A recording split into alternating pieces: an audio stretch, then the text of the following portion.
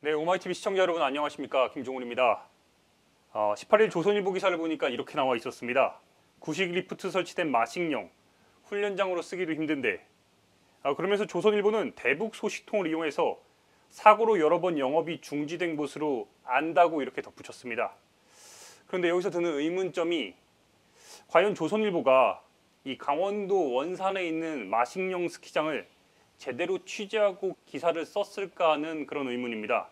오늘 오마이TV가 귀한 분을 모시고 한번 이야기를 나눠보겠습니다. 작년 말에 평양과 이 마식령을 포함해서 북한을 2회에 걸쳐서 직접 현장 취재한 진천규 재미 언론인입니다. 안녕하십니까? 예, 안녕하십니까?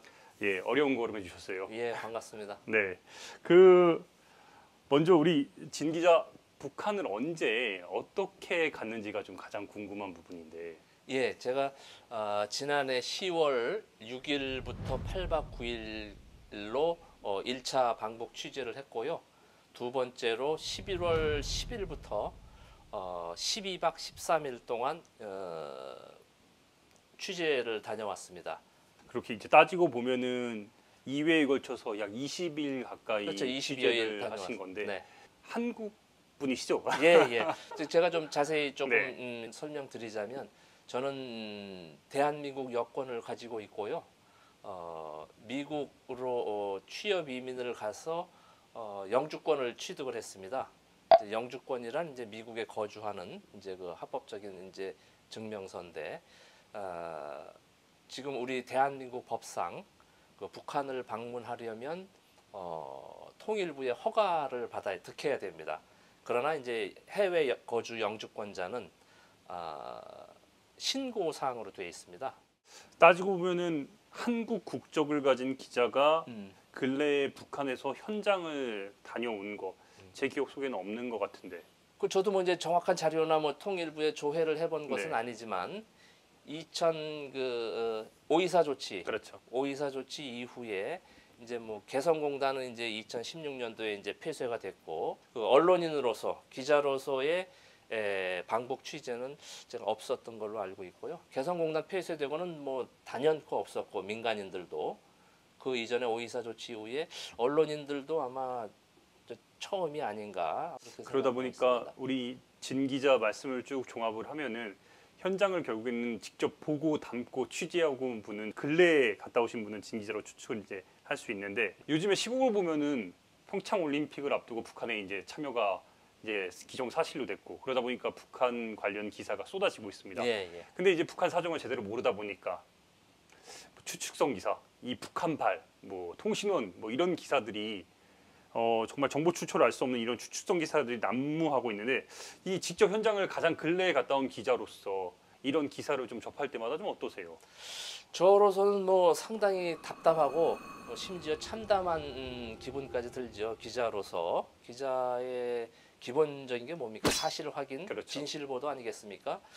그래서 저는 뭐 아까 우리 진행자께서 뭐 모두에 말씀하셨지만 18일 오늘자에 뭐 마식령 스키장이 뭐 고장도 나고 뭐 이렇게 조금 그런 것들은 추측 보도라고 저는 보고 있습니다. 저는 바로 11월 15일 날 그 14일 날 원산에서 1박을 하고 네. 15일은 마식령 스키장 그 호텔에서 1박을 하고 16일 날 이제 평양으로 다시 되돌아왔는데 1박 2일 동안 있었는데 그 곤도라를 타고 그 대화봉 정상까지 뭐 이상 없이 운행을 하고 있었고 그리고 리프트도 가능을 했고 저도 이제 스키를 조금 이제 좋아하는 입장이다 보니까 좀 알거든요. 그래서 보니까 이 슬로프라든지 이게 눈은 없었게 둘러봤지만 뭐 상당히 그 좋은 시설이었고 그리고 이제 편의 시설은 뭐 말할 것도 없이 그 마식령 스키장이 두 동으로 돼 있고 이제 뭐 실내 뭐 편의 시설은 뭐 상당히 아주 잘 돼 있었어요. 내부 시설도 좋고 한편으로는 우리 진 기자가 현장에 갔으니까 네.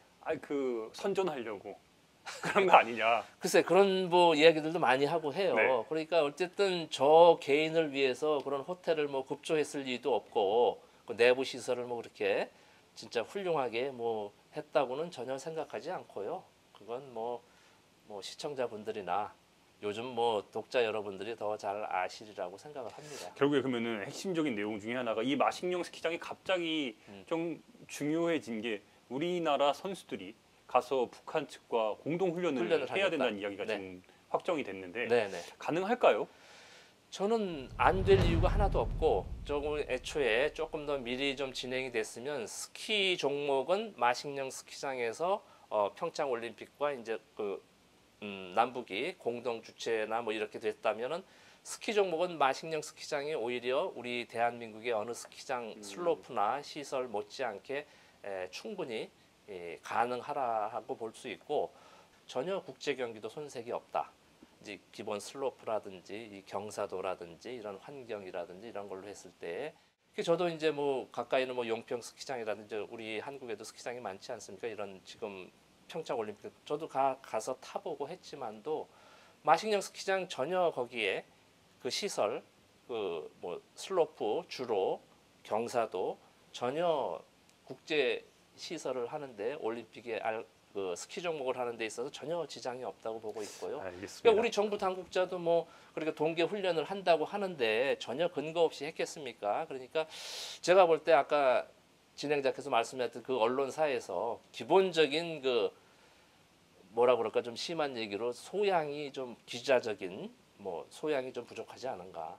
제가 우리 진 기자가 미리 찍은 영상과 사진들을 좀 확인을 해봤더니 가장 놀란 부분 중에 하나가 바로 저희 지금 뒷 배경으로 있는 이 신데렐라 네네. 그림입니다. 아니 항상 북한에서 이야기하는 게 미제 그 앞잡이들에 대해서 대항해야 된다고 이야기를 하는데 북한 맞습니까? 요 벽화는 제가 그 원산 갔을 때 네. 송도원이라고 송도에서 조금 북쪽으로 송도원이라고 이제 송도원 소나무가 많아요. 그 숲 안에 송도원 국제 야영장이라고 있습니다. 청소년 야영장이죠. 저 학생들 중고등학교 대학생까지 청소년들이 이제 캠프하는 야영인데 여학생들 숙소동에 이 벽화가 바로 이렇게 저도 눈에 띄었으니까 이제 사진을 찍었죠. 그러니까 여학생들에 맞는 이제 컨셉이죠. 이렇게 이제 신데렐라 벽에 이렇게 그려져 있었습니다. 실제로 학생들을 좀 보셨습니까? 마침 제가 간 게 네. 11월이라 네. 그러니까 11월 한 달 동안은 또 이 소위 휴식기예요. 아. 휴식기. 그래서 10월까지 이제 여름부터 10월까지 이제 평양 뭐 전국 각지에서 이제 학생들이 캠프 들어오고 11월 한 달 쉬고 또 12월부터는 이제 동계 캠프가 또 시작된다더라고요. 한 가지 더 추가로 좀 여쭤보면은 네. 현장을 뭐 마식령을 포함해서 이런 지금 캠프도 다니셨고 무엇보다 평양에서 머무시는 기간이 좀 길었다고 들었습니다. 대부분의 취재하는 예, 기간들이 맞습니다. 예. 그러다 보니까 변화에 대해서 크게 많이 느끼셨다고 들었는데 자동차가 많아진 거에 사실은 놀랐습니다. 자동차 제일 첫 번째가 자동차가 아주 많아졌다. 거리에 뭔가 교통체증이 있을 정도로 많아진 예, 겁니까? 그렇습니다. 신호등을 뭐 저녁 때 소위 이제 퇴근 시간 이런 때는 뭐 신호등도 몇 차례 기다려서 했던 그 전에는 상상을 못했던 일이거든요. 신호등에 걸린 적이 많았어요. 그래서 기다리면서 또 택시가 많아졌어요. 그때는 아예 택시가 없었고 지금 택시가 뭐 한 서너 개 회사가 되는 걸로 알고 있고요. 한 6,000대 평양 시내에만.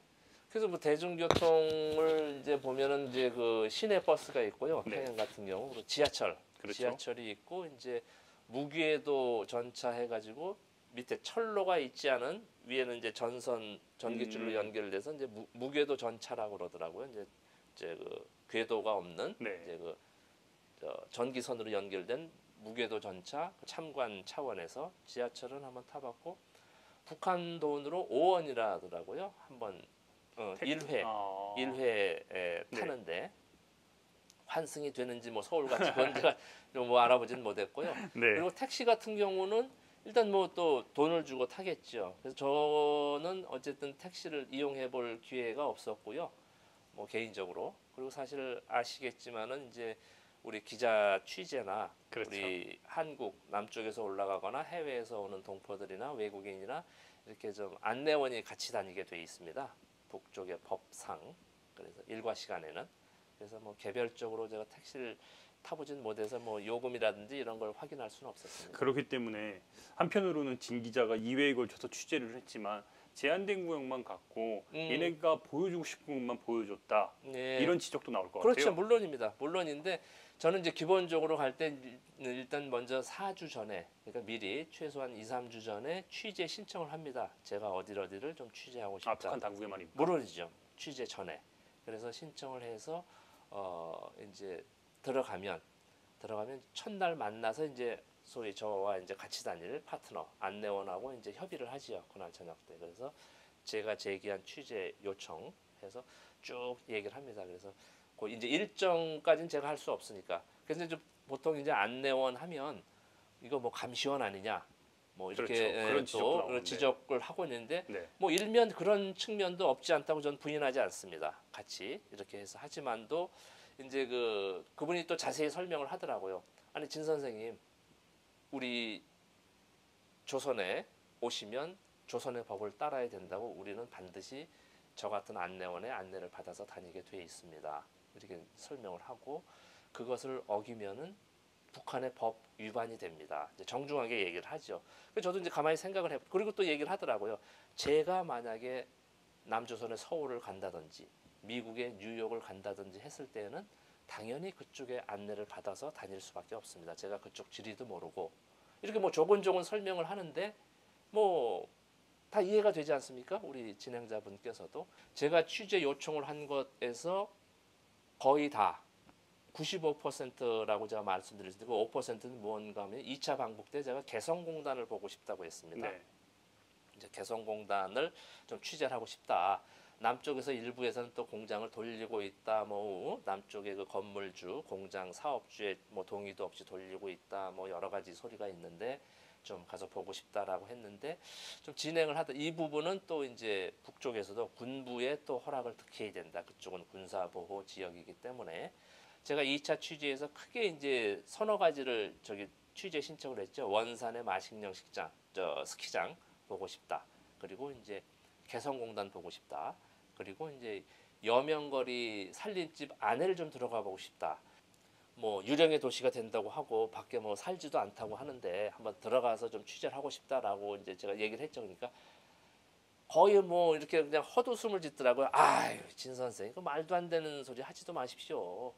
이렇게 우리 공화국 정부에서 온 힘을 기울여서 이렇게 건설을 해놓고 이제 뭐 비용 장비 인원이 들어가서 투입을 해서 이렇게 했는데 일도 세웠는데 거기에 사람이 안 사는 건 말이 안 되는 소리입니다. 한번 생각을 해보십시오. 이게 이치적으로 맞지 않지 않습니까? 그래서 그럼 거기에 누가 사느냐라고 하니까 세 부류라고 그러더라고요. 그래서 이제 첫 번째가 교직원, 관리원들, 청소 뭐 이런 분들까지 관리하는 분들까지. 그러니까 학생을 뺀 분들이죠. 그 학교를 위해서. 네. 그래서 교원 통칭해서 교원들이 주로 들어가 있고 아마 4,500세대인가 뭐 어휴. 4,700세대인가 그 여명거리가 그렇다더라고요.